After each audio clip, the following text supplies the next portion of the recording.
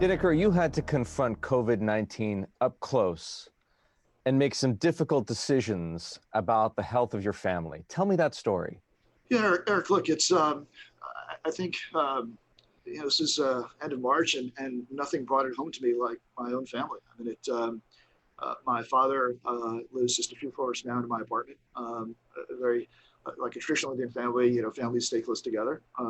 But, this is a man who, like my mother, came to this country from a village in India. Still today, no electricity, no running water, nothing in that village, fought his way up, got an education, came to this country, was a scientist, and managed to put us through and get his educations. Well, he started, 10 years ago, he developed Parkinson's disease and then a whole host of other stuff. And so his health has been great. And we were worried because he needs 24/7 care. And we were worried with people coming and going that was going to be a risk.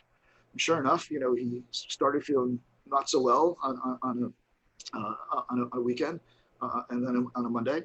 And then it just started kicking in, fever spiking, breathing becoming a problem all that day. We were on the phone with the hospital and with his doctors and senior doctors at Columbia Presbyterian.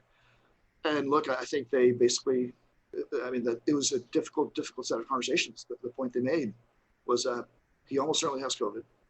Given his condition, the odds are extremely high that he's going to die. And keep in mind that when you send him to the ER, you can't go see him afterwards, so you will probably never see him again.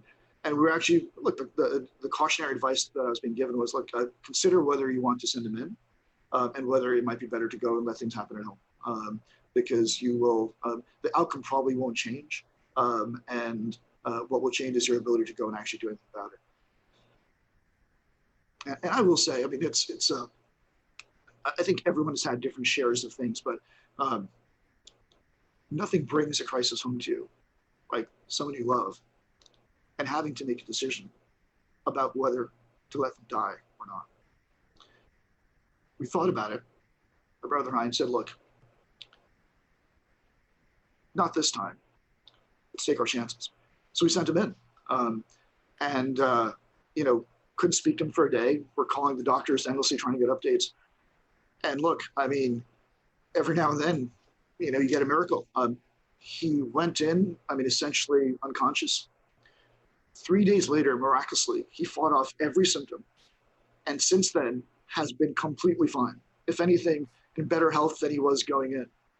And as, the senior doctor there put it to me, Dinakar, how a 86-year-old man with Parkinson's, late-stage prostate cancer, trigeminal neuralgia, and a host of other things ends up being the best-performing patient in our COVID ward is beyond our understanding. But he must be one hell of a fighter.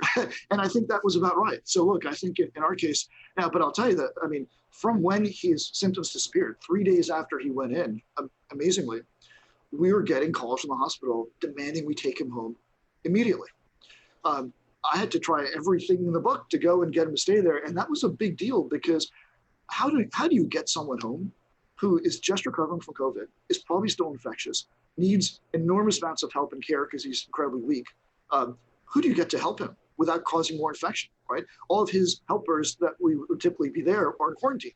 And so this, I think, to me, was also an incredible, difficult lesson in just how this disease is creating an enormous amount of unintended or unforeseen drama and headaches, right? Had he come home that third day as the hospital wanted him to, he certainly would have infected the rest of my family, others around us, and then 5 more of us would have been in the hospital, right? And I think that's a bit of what's happened in some communities where infection has begot more infection because people are being sent home when they're still infectious.